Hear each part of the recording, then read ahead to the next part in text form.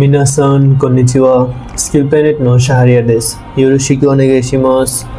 Japanese ল্যাঙ্গুয়েজের আজকের ভিডিওতে আমরা শিখব জাপানিতে আমরা কিভাবে বিল্ডিংয়ের ফ্লোর গণনা করতে পারি। অর্থাৎ আমরা যখন বাংলাতে কোনো বিল্ডিংয়ের ফ্লোর গণনা করি, যেমন একতলা, দুইতলা বা তিনতলা, এরকম যখন আমরা ফ্লোর গণনা করি তখন এই ফ্লোরগুলো কীভাবে গণনা করি সেটি আমরা আজকের এই ভিডিওতে শিখতে পারবো।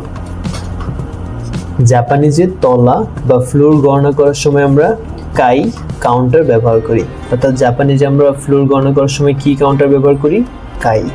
কাই দিয়ে আমরা জাপানিজে ফ্লোর বা বিল্ডিংয়ের একতলা, দুইতলা, তিনতলা এই জিনিসগুলো গণনা করতে পারি।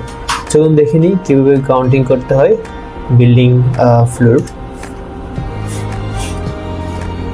জাপানিজে যখন আমরা প্রথম তলা বা একতলা বলবো তখন সেটাকে আমরা বলবো ইক্কাই। আমরা জানি একটু ব্যতিক্রম, ইচিকাই না হয়ে হয়েছে কি ইক্কাই মানে হচ্ছে প্রথম তলা, অর্থাৎ একতলাকে আমরা বলবো ইক্কাই। তারপর দুইতলাকে কি বলবো? নিকাই প্রথম, দ্বিতীয় বা দুইতলাকে বলবো নিকাই। তারপর তৃতীয় তলাকে আমরা বলবো সানকাই তৃতীয় তলা। ইয়নকাই চতুর্থ তলাকে আমরা বলবো ইয়নকাই। গোকাই পঞ্চম তলা। তারপর হচ্ছে রুক্কাই একটু ব্যতিক্রম, রুকুকাই না হয়ে হয়েছে রুক্কাই হচ্ছে ষষ্ঠ তলা। তারপর নানাকাই সপ্তম তলা। হাক্কাই এটাও ব্যতিক্রম, হাক্কাই হচ্ছে গিয়ে অষ্টম তলা, হাক্কাই অষ্টম তলা। তারপর রয়েছে কিয়োকাই হচ্ছে নবম তলা এবং জুক্কাই শব্দের অর্থ হচ্ছে গিয়ে দশম তলা।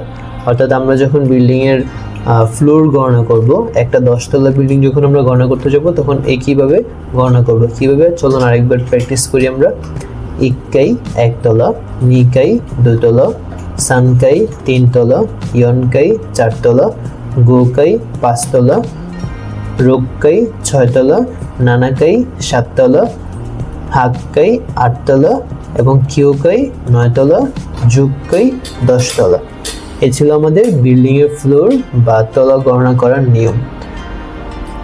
সবাইকে ধন্যবাদ। আরিগাতো গোজাইমাস। সরে দেওয়া মাতা।